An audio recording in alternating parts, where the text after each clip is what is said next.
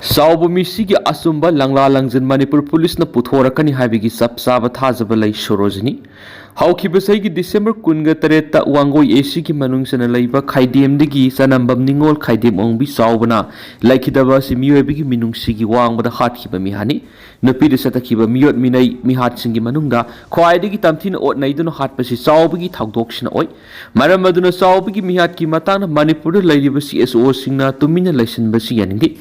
Sauba misi matana Manipur police na asumba langla langjin puthorakani haibigi sapsaba thajaba lai haina UMO gi president Moirangthem Sorojini laimana phongtokri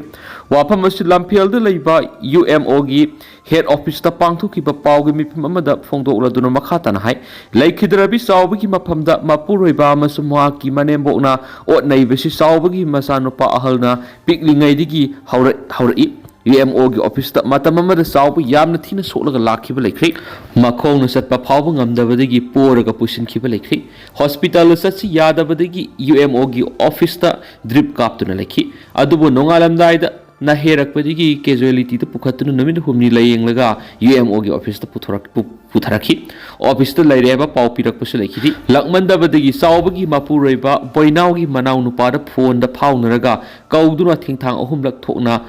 Pamlaga kainadana bokhona khibaleki mipamadugi maya mamang phau sawbagi mapuraiba boinauna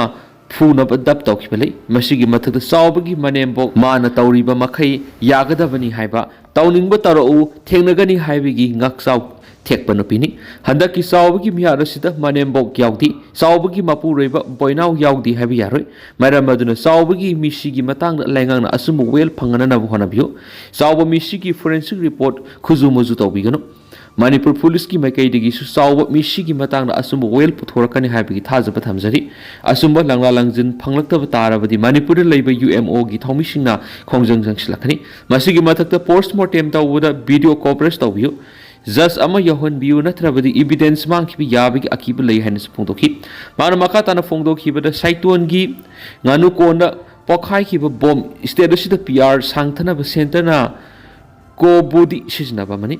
Miam soktana ba section na leiba tangai pati luraba tanpham sida rajniti gi hundo khunjen tawdun leiba maram sati masigi mathakta thagdo ama thokpa khudakta ban koksin ba tawbigano thagdo adugi I paw phawna ba phangdabigi mathakta aso apan hangdo hangjena madi tengbang pithok bisin satpada khudong sada ba thawali miam gi wa ta dana Manipur leiriba CSO amana hekta ban kawbigano hausik thabal songbi gi matam nati rajniti gi hundo khunjen gi matam nati aikoi gi furup leiba kanaba akan ba phirep loba matam ni haina phongdo poloina Thawal district UMO mayai loisan kadana thabak tawrambagi damak matam kaktuna muthatle haina makhatana phongdokhi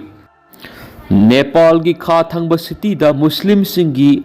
mox thugairubagi wahauda akanba protest tharakpadigi curfew thamkhre ZNX na interim Leingakta yaningdaba phongdorakli Nepal gi kha thangba city da haukiba Thangnumita Muslim ki moksama thugairubagi wahauda mafam adu leibi Hindu amasu Muslim kanglupsingi marakta yaningdaba protest tharakpa amadi irang hengalakpadigi district administration curfew thamjingkhre marasna mamang saida Nepal lenga adu bu penadre haiduna ZNX na haurakhiba khongjang aduna lenga adu inthuraba matuk interim lenga amalenki interim lenga asigi maikeidigi hausik phawbi oina satharakli pe lenga rona sida yaningdaba haurakli Nepal ki kha thangba para district leiba Birbuns lambi haujik security force na patrolling tawduna curfew thamli masida piriba notice ki matungina miyo amata punba natragana demonstration sa thaba yaroi hairi amasum athingba si thukairaglabi security force na nongmaina kapu haiba order pikri Imphal NIT Academy maikaidigi nungairaba pauzal ma puduna laksari isai samak Doctor ama oinabagi asoba manglan ama mangbiriba natragana adom gi khangna sanaba sing doctor ama oiningbagi manglan mangbiriba singda hairiba video asi sungsoi soidana yowinaba share tawbiyu Imphal NIT Academy maikaidigi NIT 2026 targeted test series ama pangthokaduri hairiba test asi lakdiba January gi tang 13 dagi haugadabani hena nungairiba paw man academy sigi maikaidigi khudong-saba kayamarum piri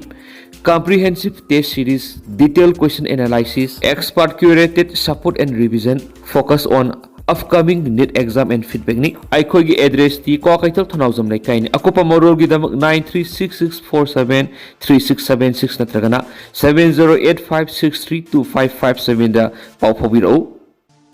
panam pausigi editorial thamjari kaisum sangda leibaga pangkhakni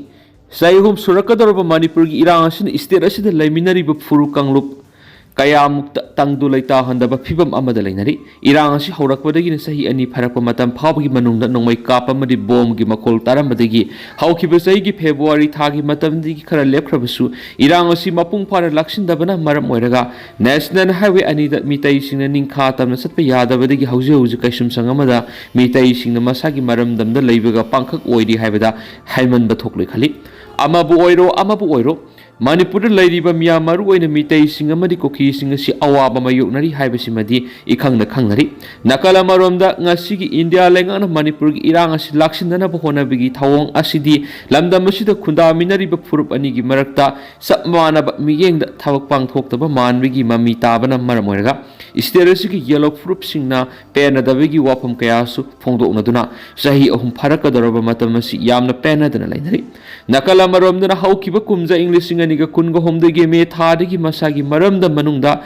Lanjena Duna Lady by IDP Sinkara, Masamasagi, Mayum the Hanjinarak Pahorakpa, Ikuitringeda, Koki Narcotiorishina, Bomb, Amadino, my caption, Magi Tongs at Tarakudana, Asuma Wales at Tabaloidringagi Marashida, Bishnupur District Manunda Labor, Saiton Ganu Konda, Labor Mitagi Yum Ama Tugaibetana, Mir any Asu open and Halakli, Mashida, Yamnanga Klibamana Handak Togliba Taudo Shiki Mapamasika Yamna Nana CRPF bunker Lena, Mataukram bomb Tamnaga Pokai Libano, Havigi Wang, Gayana Lambda Mashiki Miyamna Make Kari Hangnaki. Oiragliba Manipur Gimanung that talk live Iran Shida, Central Forcing it Hawong the Pena the Wapung Kayamu, how Kibelenga Madi, how Ziki PR Lengan is there a Siki yellow prupsing na Karakana, Pongdokton Waka Labasu, Mana Pang Bamadi Mamitang Maga Pankak Oidun Labugum Toriba Shimakti, Yam the Labuk Tiban Henry.